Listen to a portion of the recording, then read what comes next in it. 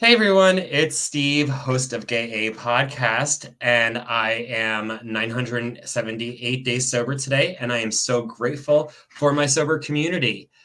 And I am so excited to be bringing you this week's episode, not only on your normal podcasting platforms where I have been living for the past 175 episodes, but I was also inspired this weekend at PodFest 2024 to also go live and see what happens and put my face out there as well as my voice. And so here I am, not just in your podcasting platforms, but also wherever you can watch things as well. So hi. Nice to meet you. And Podfest was an amazing experience, and more than just the takeaways that I got from the technical side that have taught me how I can really take this podcast to the next level in a way that you can all see it and access it. But it's also helped build up my confidence and my belief in this podcast and the power behind it at a time where I really needed it. I know that podcasting has been something that was a part of me before I even got sober. I discovered it about a year or so before I got sober in 2020. I went to PodFest and I was launching a podcast that I had that at the time was about senior living because that was the industry that I was in. And it was wild that an industry that I was in that didn't make my heart happy, having a podcast about it didn't make my heart happy as much as it could have. But I also knew that I loved the art of podcasting and I loved the medium of podcasting. I had been a podcast listener long before I was a podcast creator. And I became a podcast creator because I was inspired to share my voice. But at that time, I didn't really know what my voice wanted to say or what my voice, like what my brand was, what my image, what my message was that I have for the world. And I found like at PodFest so many important things that I'm going to take away from it, but it was mostly just that my voice needs to be heard as well as everyone's voice needs to be heard. This is my third year at a podcasting convention, not in a row. I went in 2020, 2021, and then COVID made things wacky for a little bit. And this is my first year back in a while, and it's amazing how much has changed. But I really resonated with the sentiment that a lot of other podcasters have, and I'm sure other people can relate to it as well. But I was always the type of kid who was told to stop talking or to quiet it down. And as an adult, I can look back and notice all the times that little Steve was being a brat who was screaming in the grocery store or talking in class or talking in church way louder than like the little whispers that kids can get away with. Like, I know that I was told to quiet it down because in that time and place, what I was doing was not appropriate. But what I heard and what I felt as a child, especially as a young queer child who innately felt like there was something different about me and that I didn't know what I was doing wrong, why I was different than everyone around me. And then you're being told to stop and be quiet. I heard that my voice doesn't matter, or at least it doesn't matter as much as a lot of other people's. And it's something that I've been insecure of for a long time. And this podcast has been very therapeutic in healing that piece of me. But also, as many of us alcoholics and addicts can know, a lot of times you have to relearn that lesson more than once. And so after going to these amazing podcasting conventions over 2020 and 2021, at that point I had launched Gay A, I had gotten sober. And of course I made this podcast. It was a no-brainer. I already knew the tools. And when I got sober as a podcast consumer and creator, I looked at all the podcasts out there and was looking for gay or queer ones. And there was one or two and they were great and they were helpful, but I'm an addict. So I finished them within a day and I was like, okay, what's next? And there were other sober messages out there, but none that sounded like me. And so I decided to make a podcast. And throughout the podcast, I've been interviewing other people. And I'm so thankful that I did because it's opened my perspective up about what sobriety means to not only me, but the guests that I've had and the world as a whole, more than it ever would have if I was staying in my own little bubble or my own little circle. And so this podcast has kept me sober more often than not, just as much as any other program or conference or group. I know that it feels very different having to announce it to myself, but it takes a village. I'm a very complicated person. We're all complicated, but we're also all the same. And one way that we can all relate is by sharing our experiences and identifying to the similarities. And I don't have all the answers and my guests won't have all the answers. But what I'm hoping for is that by being 1 or 2 steps ahead of someone else, that they can take something that I say during this episode or any of my episodes or something that any of my guests can say, and that can help them lead a better, fuller, sober life. And so that doesn't mean that after 175 episodes, I'm saying I am like the expert on sobriety, but I have some answers available to me that have been provided from all of you that I'm very excited to share. And that's why I'm finding that it was, someone said at PodFest that if you have a voice or a story or a message to say, not sharing it is selfish. And so the idea that I have this concept and idea behind the importance of spreading that you can be queer and sober and live awesome, full, amazing, happy lives, that needs to be heard everywhere because it's a message that our community needs to hear. And I believe in it. And that is my voice. And that is what I am dedicating my time to spreading now. I know that as you've been listening to the podcast listeners have seen it get a little wild over the past couple of months with pre-rolls and post-rolls and inserts and redirects and things as I was figuring out how to make this all work, because part of the reason why I might be 175 episodes in and only just really starting to dive into this podcast and what it can become is because before it was very much a hobby. As I was working in senior living in an industry that wasn't making me happy, because I felt like that was the industry I had to be in, even though it was barely paying my bills and making me miserable. And I took the leap of faith in November to pursue chasing this dream of helping spread this message full time. And I've been trying to find the right angles that work. But at the end of the day, PodFest helped me remember that it all comes back to this podcast. This is where I have my community. This is where I have my people. And this is where it all begins, is just with this message about queer sobriety being awesome and something that needs to be celebrated. And so with that, I know the greater the risk, the better the reward, and I am putting all my chips in. So you all have kept me sober just as much as any program or any conference. I know one lesson you've taught me all is that there's more than one way to get sober.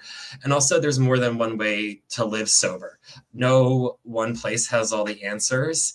And I've talked to a couple of people recently, especially, that were like, well, no, they're, and it's been different places, but they were like, oh, that one person has all the answers, or that one program has all the answers, or that one place has all the answers for every single person. And one thing that I learned in the program that I work is the only person that has all the answers for me is my higher power. And I just have to be open to understanding what direction they're sending me in. And for me, it sends me everywhere because maybe it's my ADHD, but maybe it's because I need to be able to take this grocery store of life and go from aisle to aisle and pick up what I need when I need it. I'm still looking at all the other items and checking them out, and I might go back to them later. But I know that I need a lot of different things. Like I mentioned, I am part of a 12-step program, and I believe in that wholeheartedly. But I also believe that if someone's crying out in pain and hurting and saying, I'm sober, I need help, that there's more than one answer of go to an AA meeting or go to a meeting or go to whatever you need to go to get that one answer.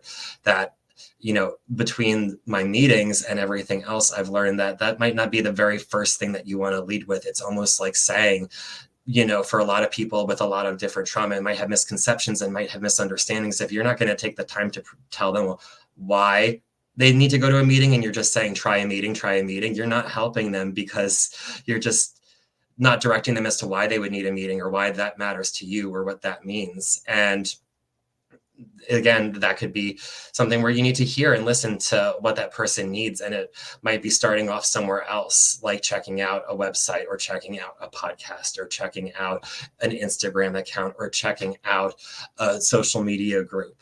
And when they're there and they find that they're people and they're ready to listen, then they can find other ways that also work. I know that when I first started off my meeting experience, or my, was that I very much, when I first started, I couldn't go to a meeting if it wasn't like young and queer and beginners and rainbow.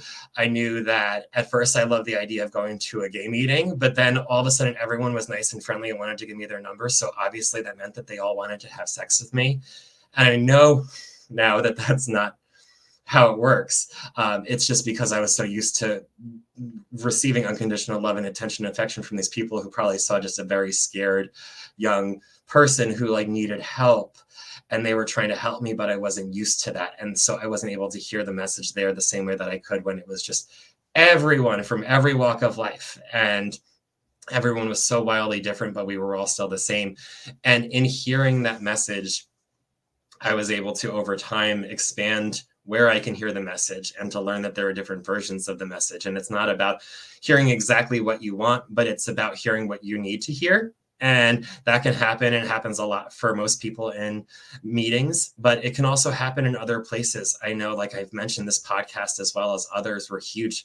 The Sober Gay podcast with Dylan Gay, I remember when I first started, that was huge. I listened to that day in and day out. And since even as I started my podcast and was finding other podcasts, I've listened to other podcasts, even though I do a sober podcast, because I want to get other people's perspectives on sobriety. And it's just another fun, handy way where you can get a different message. And I've gotten to meet through this podcast people with different methods of recovery, and all of them are still leading awesome sober lives, whether it's smart recovery, or I've interviewed some people that just wake up one day and say no thank you, which blows my mind, because I needed a program that was very detailed and structured, like to get me through those early days especially. But that doesn't mean that person has their sobriety is any better or worse than my sobriety. The same way that if someone had got so medically bad that they were in a hospital, and then by the time that they were done with the medical assistance, they were able to do it and they're living their life on their own without anything else. Again, I don't know how they could do that, just their own. I need a continuous community supporting me to keep me sober. But these people are no less sober than anyone else. And it's been exciting to learn just how much sobriety is about, like, what you're working on yourself and the program that you're working, and how that program can work different. It can be going to conferences. I know Gay and Sober was a huge thing and is a huge thing for me each year, but it's not the only conference where you can go and get a message that you need to hear. You need to find where your people are. You need to find where it's warm. Podcasting conventions. Podcast has also been huge for me.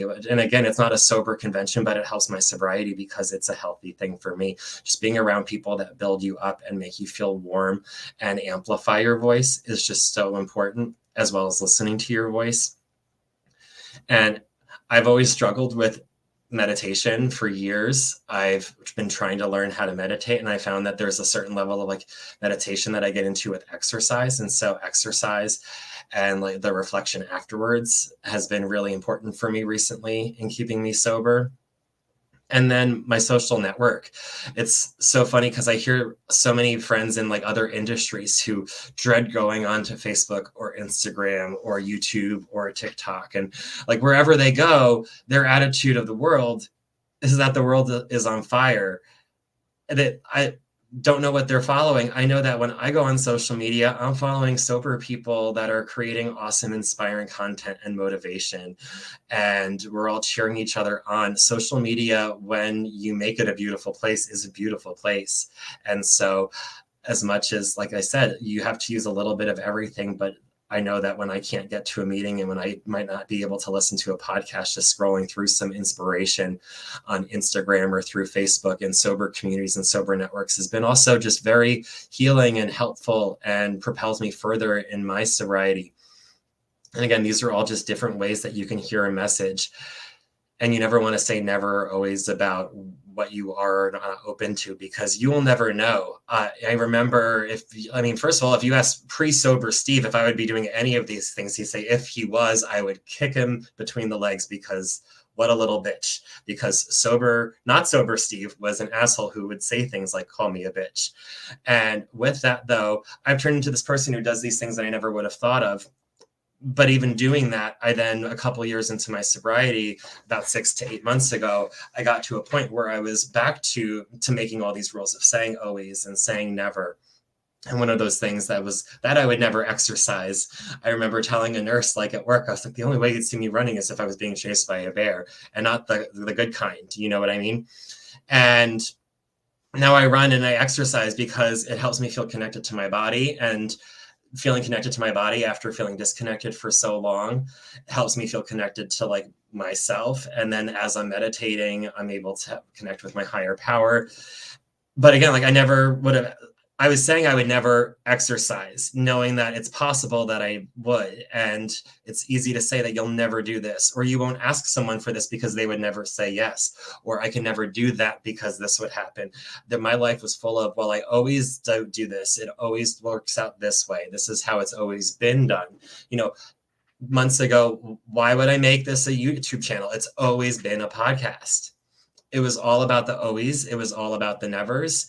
And one of those things recently I've learned, as I'm trying to not use those words anymore and be open to whatever comes my way that helps improve my quality of life. Most recently, it's been finding church, which again blows my mind because years of religious trauma and even starting sobriety and having to separate the concept of my higher power from capital G God, to find now after saying like, well, I can get behind a higher power, but never capital G God, to now like praying in church and singing on Sundays. It's wild, but it's because I found the right community that was for me. And I was open to it because I stopped saying never and I stopped saying always, that churches are always like this. And I would never do that.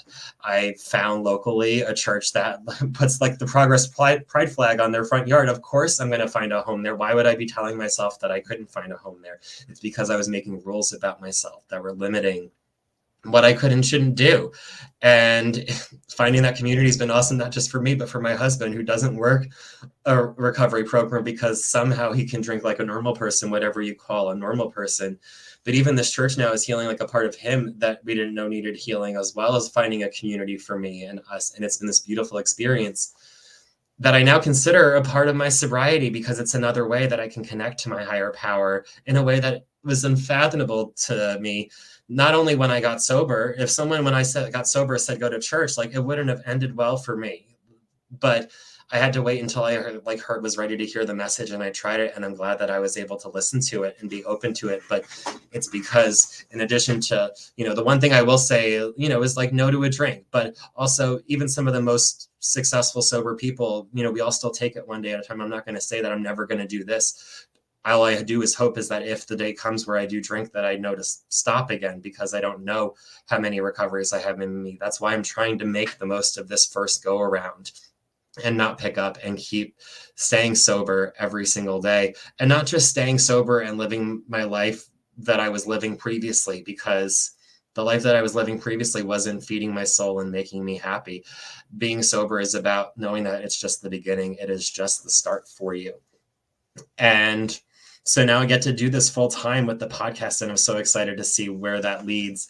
And of course, I can help coach along the way, but I'm learning how to do that. I'm very much learning. I can give you expert advice on if you want to start a podcast or you're looking for help, with early sobriety.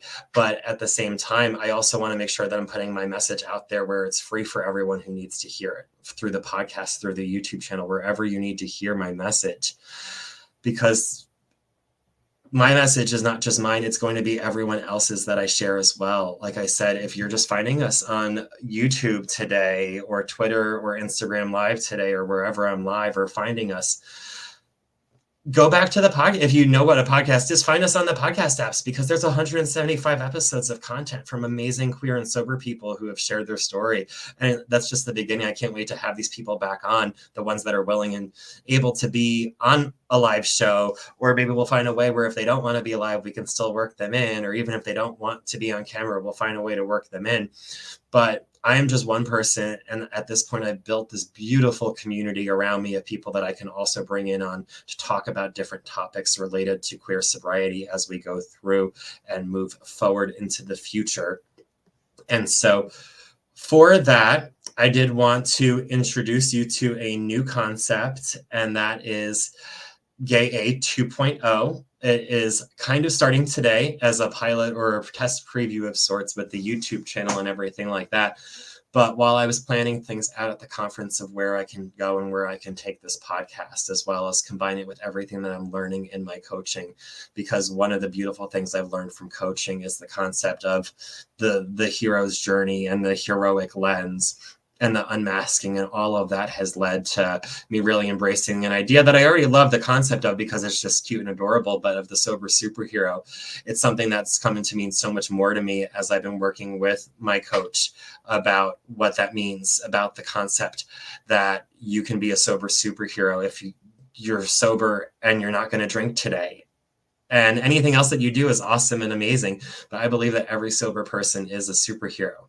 But before we get into the sober superhero concept, I will just also want to reiterate that the Gay A is still going to be the same podcast it's always been. It's still going to be me, plus a whole lot of other queer sober voices giving you the message that life can be awesome sober. It doesn't end when you get sober. It just starts in so many ways when you get sober. And I will be using in the logos and the imagery 2.0. I know with podcast lingo, it'll probably be labeled as the second season. You can call it a sequel or a reboot if you want to get really fancy and everything like that. But I chose the concept of 2.0 because my first 175 episodes was very much 1.0 of asking, as I got sober, what is sobriety? We've been spending the past 175 episodes figuring out like what exactly is sobriety, what can it mean to different people. You've heard tons of different perspectives as well as mine as it's grown and evolved and changed in ways that I never would have believed it would in, short spurts and as well as over long periods of time. But that's the question that I've been asking. And in the past month or two, as I've been workshopping it and using things like positive psychology approaches, I've realized that the answer, at least for me for now, is that it's the opportunity to be a sober superhero. And also the 2.0 is that it's not just a podcast anymore. It's a YouTube channel, and I'll go live weekly and be on multiple platforms because this is a message I believe needs to be heard everywhere. But with the sober superhero, I remember growing up a child of the 90s. Of course, there was the X-Men cartoon, and especially being queer, the allegory of being hated and feared and different was something that then all of a sudden has turned into this cool concept of like that but you're also a mutant and you have these superpowers, and how cool is it to have superpowers? And as kids, when we look up to our superheroes, we see that they're perfect. We see that they're infallible. And as we get older and as we watch more MCU movies or read actual comics, we learn that these superheroes that people see as heroic and capable of anything, that we trust that in the end it's all going to be okay because they're a superhero. They all have really messed up origin stories, y'all. I mean, Batman, Superman, like none of these people were like raised with two parents in a happy, healthy household where nothing ever went wrong. That's not how superheroes are born. We're born superheroes through the things that we've done in the past, the things, whether it be the things that happened to us or the things that we've done. If you can think of a couple movies, you're going to find eventually a super villain that turned into a superhero, because that is also possible. We can be doing flat out villainous things in our addictions. We can do horrible things that are not who we want to be and be plain out villainous, but there's that chance that when we hear the message in the right light, that all of a sudden we can stay sober or get sober and then stay sober and become a superhero. And it's been very fun to play with and very empowering for the people that I've been working with, because it's easy for us to look at other people and see the best in them. I know that as I was developing and planning out and playing out and fighting against the idea of like, well, I can't do this because this other thing or that other thing. But the sober superhero concept means so much to me because I can look at every single one of my past guests and tell you exactly why they're a sober superhero. And I can look at everyone who's ever sent me a DM or like an email or a message or reached out and thanked me for the content that I'm creating, and look at their life and ask them questions and spit back out at them why they're a sober superhero. But it's very hard for me in the mornings when I look at the mirror myself, for me to see a sober superhero. Why can I see it in everyone around me and I can't see it in myself? And it's because, like a lot of us, we suffer from that lack of self-confidence, and we want to second guess ourselves, or we have been told to be quiet or not live as loud or not be our authentic self because it won't be accepted. And we drank over it, and we smoked over it, and we used over it, and we did everything we can to quiet down this piece of us that just we felt was being told that it's not right, or it's not enough, or it's not okay. And I'm here to tell you that it is okay. If you're sober today, it doesn't mean that you had a perfect origin story. Chances are your origin story was as fucked up as most of ours. That doesn't mean you're not a superhero. And just because you're a superhero today doesn't mean you're not going to fall down the road. Superheroes fall down all the time. What's important to know is that superheroes, as long as they get back up, are superheroes.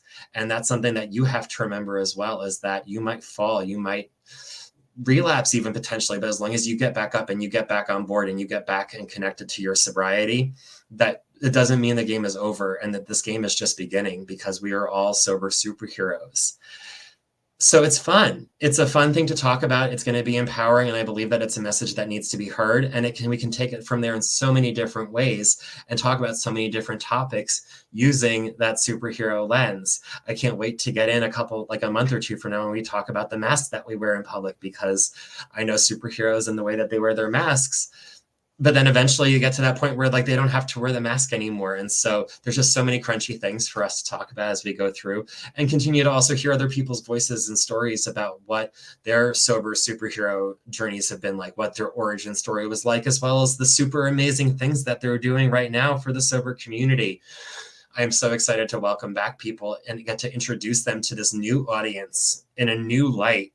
And so make sure you are following or subscribing wherever you are listening right now or watching right now, because I officially will be launching Gay A 2.0, the Sober Superhero Show, on February 22nd. Not only is it 2/22, a great chance to launch 2.0, but it also is Thursdays when my episodes normally come out, as well as my 1000th day sober. Wow. I will have been sober for 1,000 days, which is a lot easier to say than trying to add the TH at the end of that word. Woof.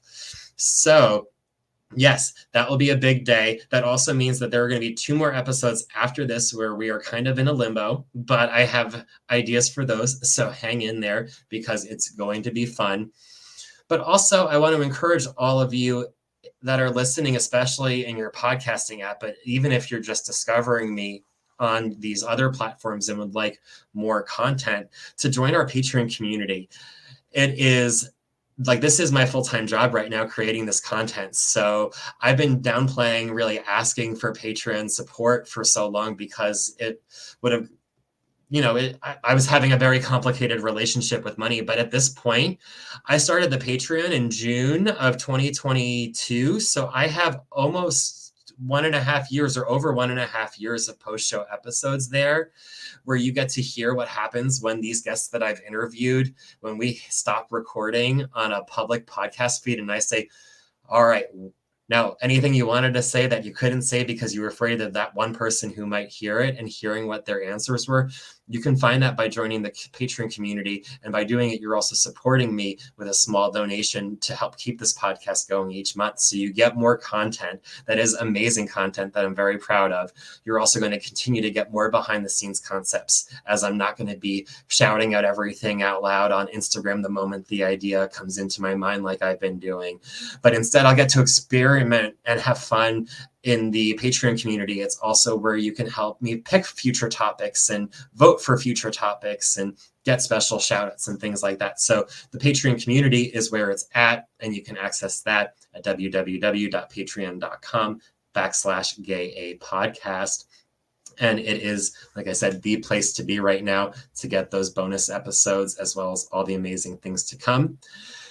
And next week is going to be about sober technology. Specifically, I have a feeling sober apps. I have been interested in this idea recently, especially after learning about all this new technology related to helping podcasters, that I'm kind of interested to see how technology is helping sober people right now. So I would love to hear from you about what sober technology you use, especially if you have favorite apps. Everyone is already saying I am sober, so we will definitely talk about I Am Sober, the app, next week in the episode. But also let me know what apps you go to when you need sober support. I know that we can go to meetings and we can call our fellowship and we can text our friends. But there are also going to be places that we go that are app-based or technology-based that weren't or didn't exist decades ago. And I would love to spend an episode talking about all these new ways to help our sober community. So let me know about that. And also, as you're going through this week, if you happen to on Friday on Instagram wish Danielle a happy 4 years, she has been a returning guest a few times and is always a joy and always a pleasure. So Danielle, if you are listening, happy 4 years. You are an inspiration to us all and the true definition of a sober superhero. I thought of you right away the moment that I started getting back into shape and exercising again, because I heard about your marathons, and at the time that sounded horrible, and now it sounds exciting. So happy 4 years, and you are so inspiring. Thank you so much. And thank you everyone for listening and watching wherever you're listening or watching. This has been it's been an experience that I'm very glad that I did, and I know that it's going to get better each time. My best episode is my next episode was another thing that I learned at PodFest that I'm really excited to embrace and lean into as I get used to doing these live shows. So stay tuned. The next 2 weeks we'll be getting experimental as we talk about sober technology, and then the Sober Superhero Show will officially be relaunching on Thursday, February 22nd. And until next time, everyone, stay sober, friends.